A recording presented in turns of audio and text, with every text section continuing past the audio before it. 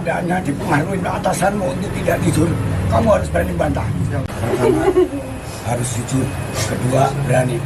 Ya, jujur nomor 1. Jangan lupa sholat. Itu buat pondasi hidup kamu. Ya, jujur. Apapun keadaannya dipengaruhi atasanmu untuk tidak jujur, kamu harus berani bantah. Karena kejujuran itu nomor 1. Jangan sampai melanggar hukum, karena kamu aparat yang ngerti hukum. Jangan sampai melanggar hukum, karena kamu sekarang jadi penegak hukum. Itu harus kamu pahami.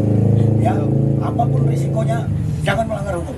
Ya, perintah atasan kamu ikutin. Tapi kalau perintahnya melanggar hukum, wajib kamu tolak. Itu prinsip. Ya, itu prinsip. Karena kamu dasarnya penegak hukum, bukan pelanggar hukum. Jadi kalau kamu penegak hukum, pelanggar hukum, hukumanmu akan lebih berat. Hukum akhirat dan hukum dunia dan hukum akhirat. Itu prinsip.